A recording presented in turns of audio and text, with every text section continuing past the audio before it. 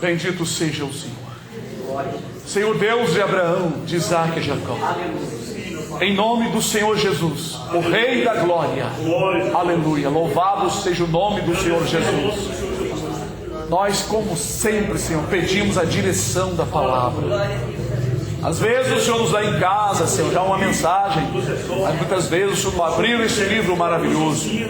Se for de Tua santa vontade dirigir nesse momento a palavra, ó Senhor, Tu sabe que nós confiamos e precisamos de informações, saber qual é a vontade do Senhor. Dá-nos, Senhor, a palavra para a nossa meditação. Fala conosco, porque quando abrimos, Senhor, é como se a boca do Senhor estivesse falando conosco profeticamente. Senhor, fala, Senhor, no nosso meio, pois a Tua palavra é poderosa. Em nome do Senhor Jesus. Glória a Deus. Louvado seja o nome do Senhor. Livro de Juízes, irmãos, capítulo 16. E foi-se Sansão a Gaza, e viu ali uma mulher prostituta, e entrou a ela. E foi dito aos gazitas: Sansão entrou aqui. Foram, pois, em roda, e toda noite lhe puseram espias à porta da cidade. Porém, toda a noite estiveram sossegados, dizendo: até a luz da manhã esperaremos, então o mataremos. Porém, Sansão deitou-se até a meia-noite, e à meia-noite se levantou e travou das portas da entrada da cidade com ambas as ombreiras, e juntamente com a tranca as tomou, pondo-as sobre os ombros, e levou-as para cima até o cume do monte que está defronte de Hebrom. E depois disto aconteceu que se afeiçoou a uma mulher do vale de Soreque, cujo nome era Dalila. Então os príncipes dos filisteus subiram a ela, e lhe disseram: persuade-o e vê em que consiste a sua grande força, e com que poderíamos assenhorear-nos dele e amarrá-lo, para assim o afligirmos. E te daremos cada um 1.100 moedas de prata. Disse, pois, Dalila a Sansão: declara-me, peço-te, em que consiste a tua grande força, e com que poderias ser amarrado para te poderem afligir. Disse-lhe Sansão: se me amarrassem com 7 vergas de vinhos frescos, que ainda não estivessem secos, então me enfraqueceria, e seria como qualquer outro homem. Então os príncipes dos filisteus lhe trouxeram 7 vergas de vinhos frescos, que ainda não estavam secos, e amarrou com elas. E os espias estavam assentados com ela numa câmara. Então ela lhe disse: os filisteus vêm sobre ti, Sansão. Vem sobre ti, Sansão. Então quebrou as vergas de vinho, como se quebra o fio da estopa ao cheiro do fogo. Assim não se soube em que consistia a sua força. Então disse Dalila a Sansão: eis que zombaste de mim e me disseste mentiras. Ora, declara-me agora com que poderias ser amarrado. E ele lhe disse: se me amarrassem fortemente com cordas novas, com que se não houvesse feito obra nenhuma, então me enfraqueceria, e seria como qualquer outro homem. Então Dalila tomou cordas novas e o amarrou com elas. E disse-lhe: os filisteus vêm sobre ti, Sansão. E os espias estavam assentados numa câmara. Então as quebrou de seus braços como um fio. E disse Dalila a Sansão: até agora zombaste de mim e me disseste mentiras. Declara-me, pois, agora com que poderia ser amarrado. E ele lhe disse: se teceres 7 tranças dos cabelos da minha cabeça com os liços da teia. E ela as fixou com uma estaca e disse-lhe: os filisteus vêm sobre ti, Sansão. Então despertou do seu sono e arrancou a estaca das tranças tecidas, juntamente com o liço da teia. Então ela lhe disse: como dirás, tenho-te amor, não estando comigo o teu coração? Já 3 vezes zombaste de mim, e ainda me não declaraste em que consiste a tua força. E sucedeu que, importunando ela todos os dias com as suas palavras, e molestando a sua alma, se angustiou até a morte. E descobriu-lhe todo o seu coração, e disse-lhe: nunca subiu navalha à minha cabeça, porque sou nazireu de Deus, desde o ventre de minha mãe. se viesse a ser rapado, isso seria de mim a minha força, e me enfraqueceria, e seria como todos os mais homens. Vendo, pois, Dalila que já lhe descobrira todo o seu coração, enviou e chamou os príncipes dos filisteus, dizendo: subi esta vez, porque agora me descobriu ele todo o seu coração. E os príncipes dos filisteus subiram a ela, e trouxeram o dinheiro na sua mão. Então ela o fez dormir sobre os seus joelhos, e chamou um homem, e rapou-lhe as 7 tranças do cabelo da sua cabeça, e começou a afligi-lo, e retirou-se dele a sua força. E disse ela: os filisteus vêm sobre ti, Sansão. E despertou do seu sono, e disse: sairei ainda esta vez como dantes, e me livrarei, porque ele não sabia que já o Senhor se tinha retirado dele. Então os filisteus pegaram nele, e lhe arrancaram os olhos, e fizeram descer a Gaza, e amarraram-no com 2 cadeias de bronze, e andava ele morrendo no cárcere, e o cabelo da sua cabeça lhe começou a crescer, como quando foi rapado. Amém? Amém. Pode sentar, irmãos. Fiz questão de ler um pouquinho mais, né, para os irmãos que não conhecem a história, né, saber pelo menos, né, como ele perdeu as suas forças. Bom, irmãos, Sansão era um homem que Deus separou, ainda que ele nutria a paixão pelas mulheres filisteias, né. Verdadeiramente ele deixou ser levado pelo seu coração. Deus tinha plano, é claro, mas nós vamos falar sobre o perigo de confiar demais, não é? Como, por exemplo, aquele rei, né? Rei Ezequias, quando os mensageiros e os embaixadores de Babilônia foram na sua casa, né? E ele ali mostrou toda a fazenda, todo o ouro, né? E o Senhor reprovou aquilo dali, exatamente o que fez Sansão, né? E mostrou toda a glória, todo o segredo. E na verdade nós não podemos ser como estes, porque a palavra do Senhor, ela nos dá uma orientação a respeito disso, não é? Sobre a nossa santidade. O que nos faz lembrar também, não é? Quando Esaú trocou a sua primogenitura por um prato de lentilha, não é? Por causa do amor por uma mulher estrangeira, Sansão se angustiou até a morte, porque ela ficou instigando até o ponto dele ceder. É isso que acontece quando existem uniões que não vêm de Deus, não é? Geralmente o lado perigoso, o lado das trevas, conquista, não é? Aquele que um dia foi santo. Vejam que enquanto ele não contou o segredo, o Senhor, o Espírito Santo do Senhor, estava nele, ele operando para livrá-lo.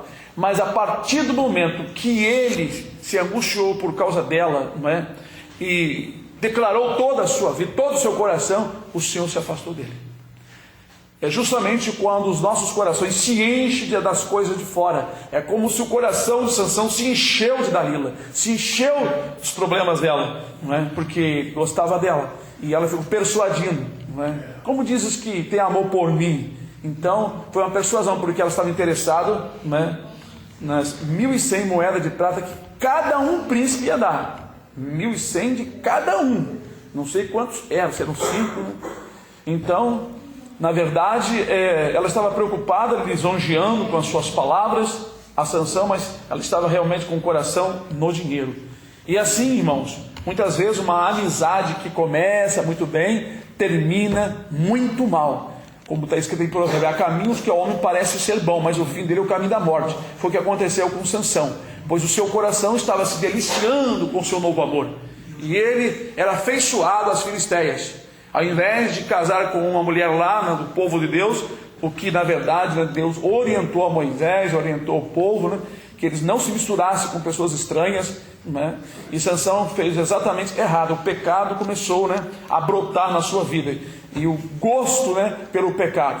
Na verdade, não é? A santidade vai embora quando nós nos unimos com as coisas do mundo, como diz Tiago, não é? Não sabeis vós que a amizade do mundo é inimizade contra Deus?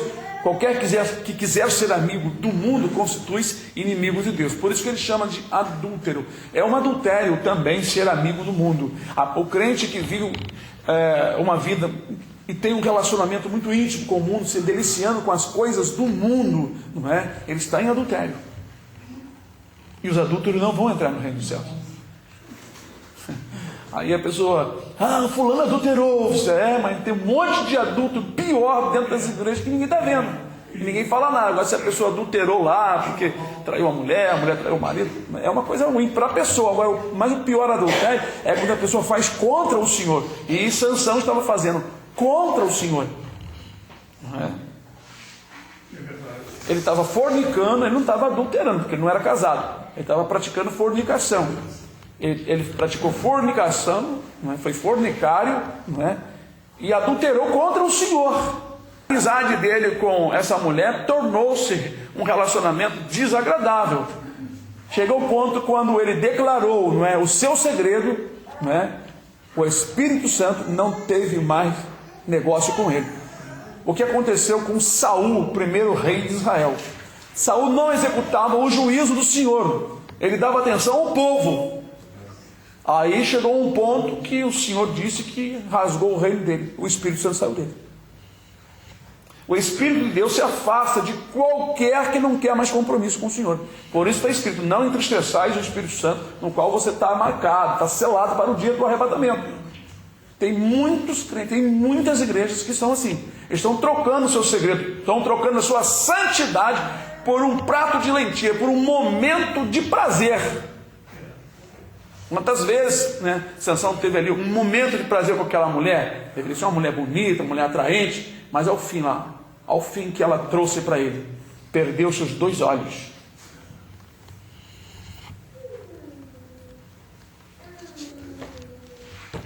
Então, irmãos, na verdade, nós temos que vigiar muito, porque Satanás ele veio para matar, roubar e destruir. Às vezes nós pensamos em destruição da carne.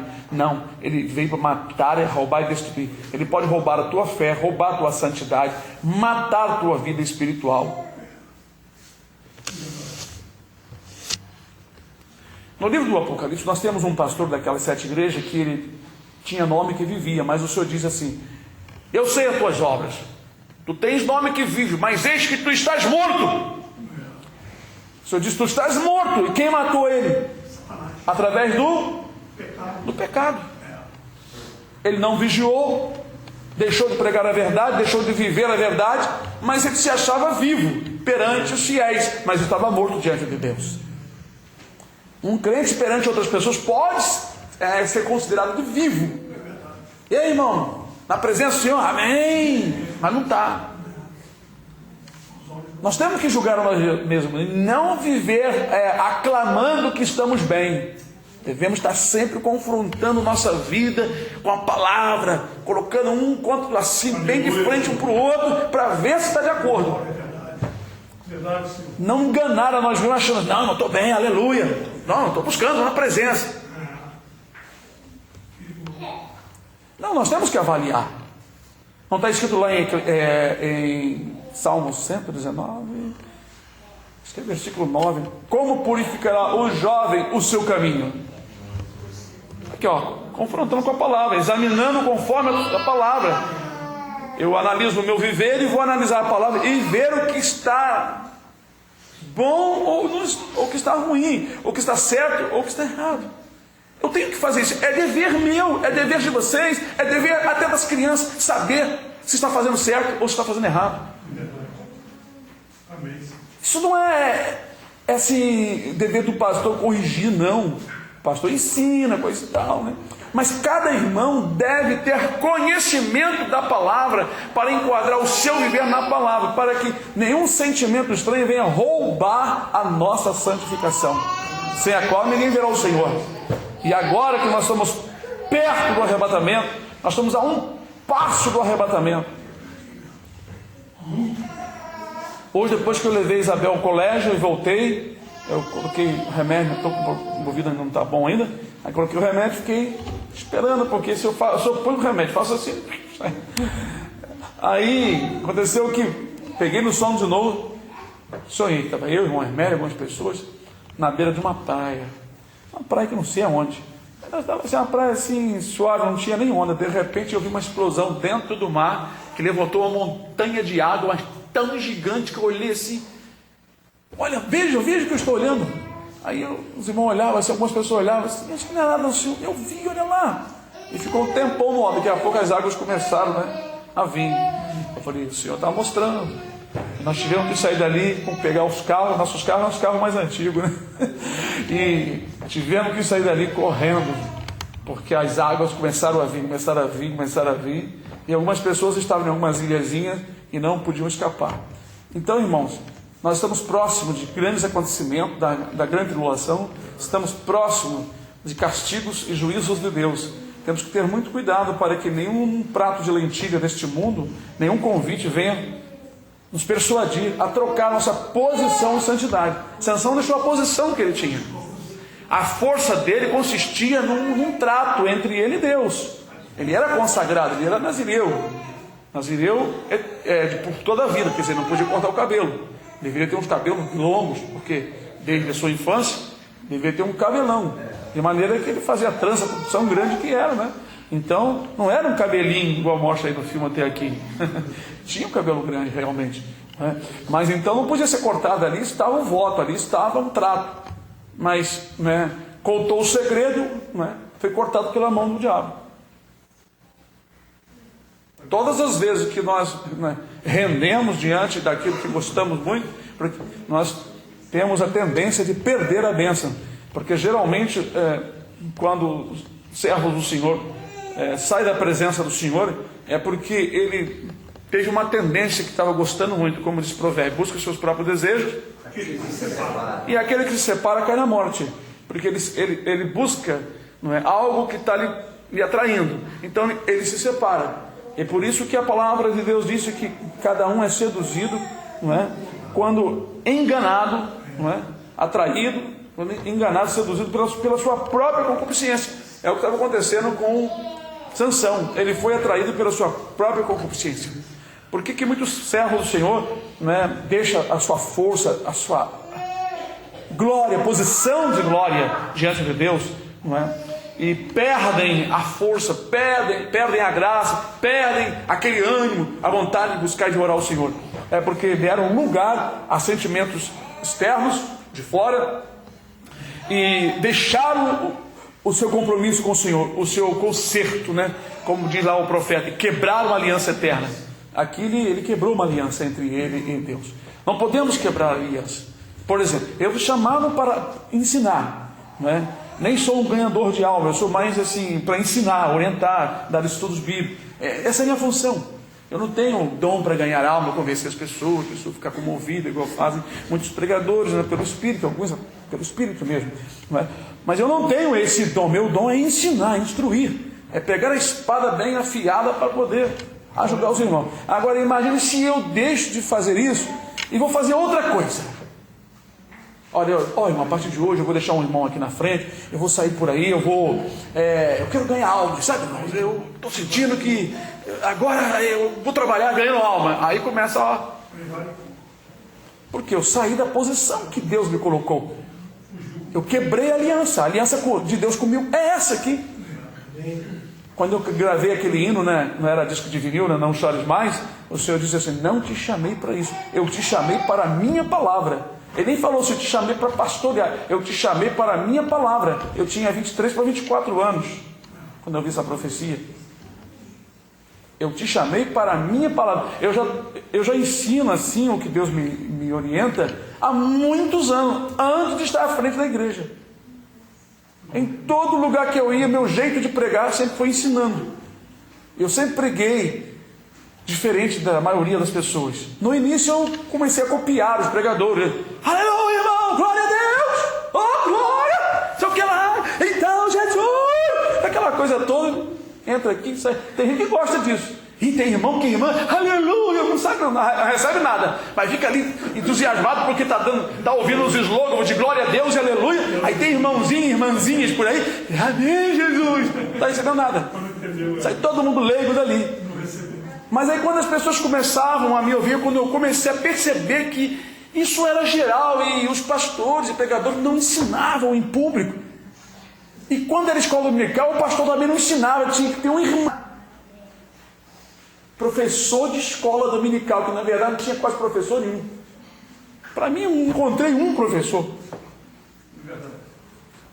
Aí eu comecei Deus começou a me abrir a mente. Falou: o que está faltando na minha obra? Está faltando isso. Todo mundo quer cantar, tocar, ir aqui para frente. Mas, irmão, uma coisa boa é ser um bom, educado, aprimorado, afiado evangelista. Amém. Você pegar a palavra, ir lá naquela casa, dar um estudo para a pessoa. Os evangélicos perderam muito. Você viu o que os testemunhos de Jeová fazem? Eles fazem o correto. Eles preparam pessoas para estudar. Ainda que eles preparam gente só com o A, E e o U, que não sabe muita coisa, e termina se perdendo. Mas a ideia deles é correta. Leva de 2 em 2 pessoas para fazer estudo nas casas. Isso aí discipula. Foi isso que Jesus mandou. E ensinai. O ensino é algo muito diferente de apenas uma pregação com algumas palavras. Tem pregadores que vão pregar, eles ensinam, eles começam a pregar ensinando. Aí o povo desperta, porque a Escritura diz que a fé vem pelo ouvir. Não é citando versículos, não. É explicando a palavra. Por que disseram? Nunca ninguém falou como este homem. Porque Jesus falava explicando para algumas pessoas.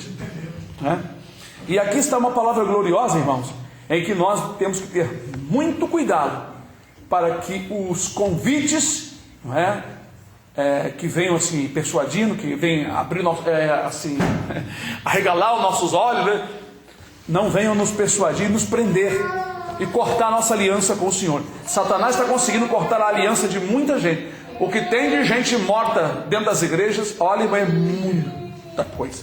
Porque as pessoas deixaram a sua santificação por causa do seu desejo terrível do coração, que bate forte, e a pessoa se entrega ao invés de negar-se a si mesmo. Se Sansão percebesse que ele ficasse pensando: por que essa mulher está querendo saber? Se ele ficasse assim, pensando, assim, matutando com ele mesmo, questionando: peraí, ela está me perguntando, eu estou brincando, mas se eu falar, o que vai acontecer? Ele tinha que ter pensado, parar para pensar. Mas não, a paixão, o amor cegou o seu entendimento. Ele estava apaixonado por ela, achando que ela estava perguntando porque realmente ele deveria mostrar para ela que ele o amava, contando-lhe a verdade. Conta o segredo para ver. E justamente as pessoas padecem por aquilo que mais ama nesta terra. Aquilo que você mais ama. Você ama seu pai demais? Ama sua mãe demais? Ama seus filhos demais? Ama seu carro, sua casa demais? É por isso que você vai padecer. Nós temos que amar acima de tudo o Senhor. Quem ama o Senhor não padece. Quem ama a Deus acima de todas as coisas não padece. E está seguro. Porque os que ouvem a palavra do Senhor Jesus e põem em prática, é como um construtor que constrói a casa sobre uma pedra, uma rocha firme. Não tem vento, não tem chuva, não tem nada que possa derrubar. Porque essa casa foi construída na sabedoria, na rocha. Porque a pessoa ouve e põe em prática. É claro, a pessoa está guarnecida. Se Sansão colocasse em prática, ele não teria sido derrubado, né, irmãos? Então, amados e queridos irmãos, se Deus nos deu esta palavra esta noite, é porque o Senhor está dando aviso. Esta palavra é uma palavra não só de ensino, mas uma palavra profética nesta noite. Tome cuidado, guarda o que tens para ninguém tomar a tua coroa. Porque tu pode chorar amargamente. Aleluia, Senhor. Irmãos, pior coisa para a vida do homem é abrir os olhos no inferno. E a pior, não é uma das piores, não, é a pior.